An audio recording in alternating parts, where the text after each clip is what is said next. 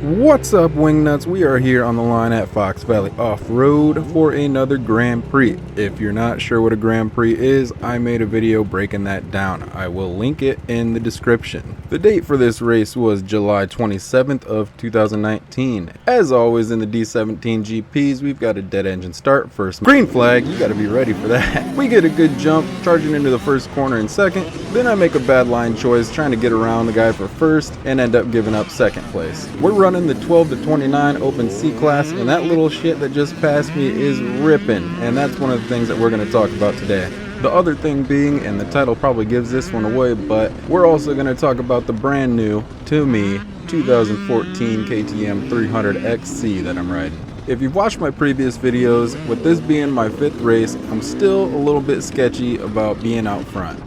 I'm in danger! So of course we start doing stupid stuff. We get off to the left here into some trees and let somebody go by. We're running 4th place with probably just a little bit too much urgency, and then... So yeah, not really sure what exactly happened there, but people are flying past me. That little nature call ends up landing me in 7th place when all is said and done. I think that tree was just skinny enough that I didn't see it right away, and just big enough to launch me off of my shit. Alright, so let's talk about this bike a little bit since it's now been properly introduced to my riding style.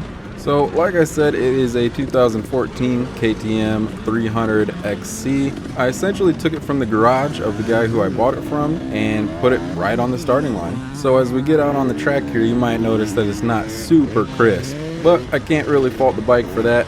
From my understanding, the guy who I got it from had been sitting for a while. He hadn't been riding it, let alone racing it. He had thrown a new FMF gnarly on there, hadn't had the chance to do any carburetor adjustments or jetting. The bike's got a mixture of whatever premix he was using and my premix, so I didn't really want to be making any adjustments until I at least knew what gas I was running on. With that being said though, it didn't really matter. It only took me one race for this bike to become my favorite out of my fleet.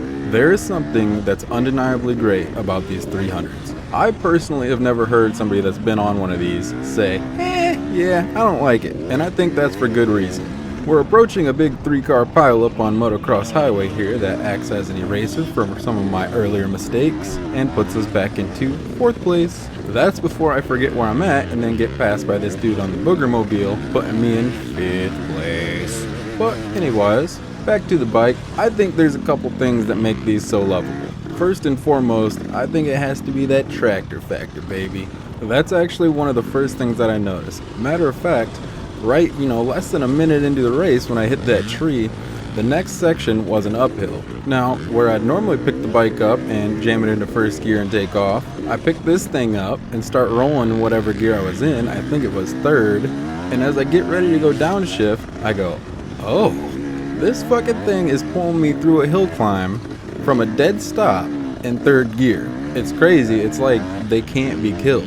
This bike has definitely allowed me to do some stuff and have some confidence in doing things that I would not normally have. For example, mid-hill starts. I can get to the bottom of a hill and have confidence that I can do the type of shit I like to do where I might smack into a tree halfway up, or hell, I could even stop and smoke a dart if that's what I was into. And then I get my ass back on the bike and just right up the hill. The power delivery on it helps me find traction where I normally wouldn't. On your screen, we're coming out into Fox Valley Sand Track, which my first time being there, I really liked it. As we go past the old Green Goblin, whose bike seems to be having some goblins of its own. But yeah, I really like their sand track out here. It seems very unconsequential, if that's the right word that I'm looking for. I don't know. Hey Google.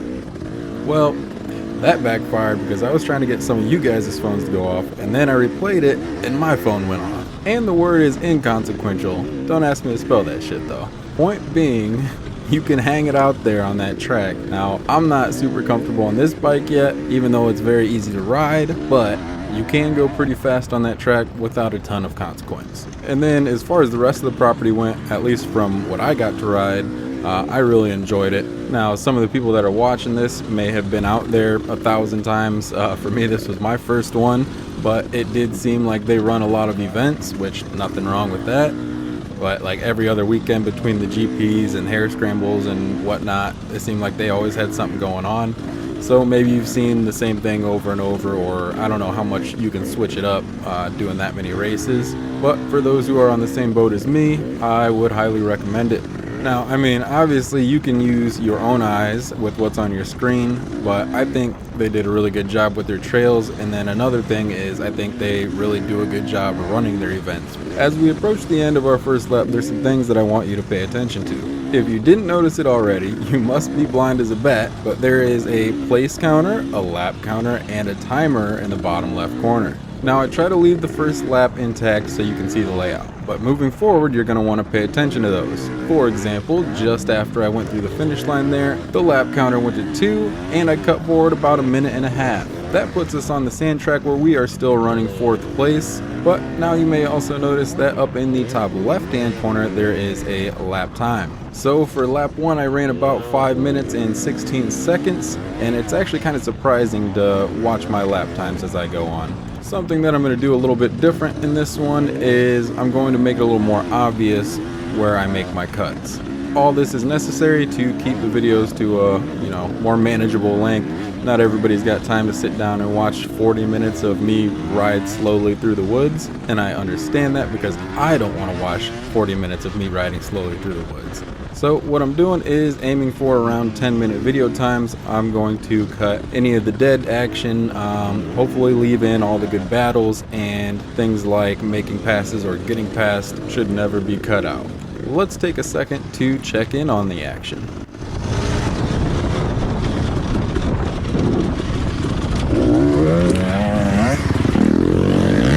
Fucking freeze, man. We jump forward again about a minute and 30 seconds, but my old familiar foe got me once again. Gave it the old shoulder check. It didn't move. I sure did. I then let that tree know I didn't like it. Meanwhile, I got past, dropping me into 5th place.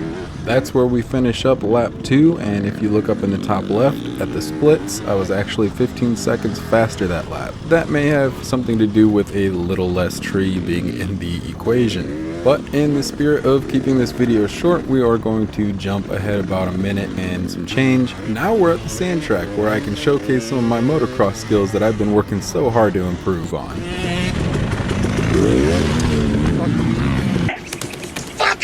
So after thoroughly embarrassing ourselves, we jump ahead about 3 minutes to the end of lap 3.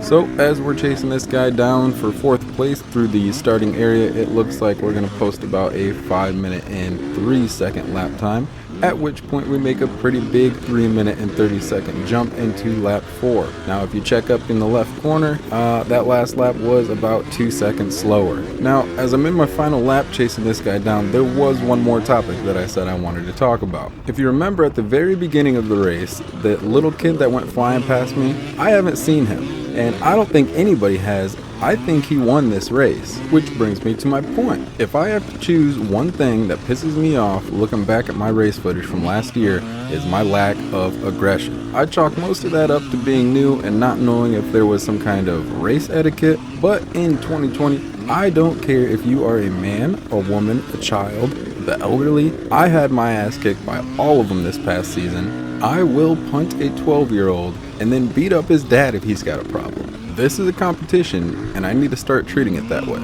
Short of trying to injure somebody or putting them in danger, everything is fair game this year. So look for some very aggressive riding out of me, and if you're racing against me, don't take it personal. I mean, you can if you want, but that's not the intention. Anyways, if you're still with me, enjoy watching me piss away 5th place.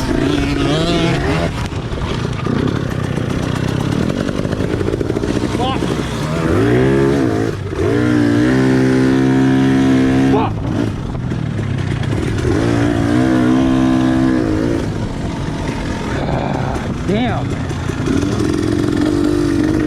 Oh! Holy fuck.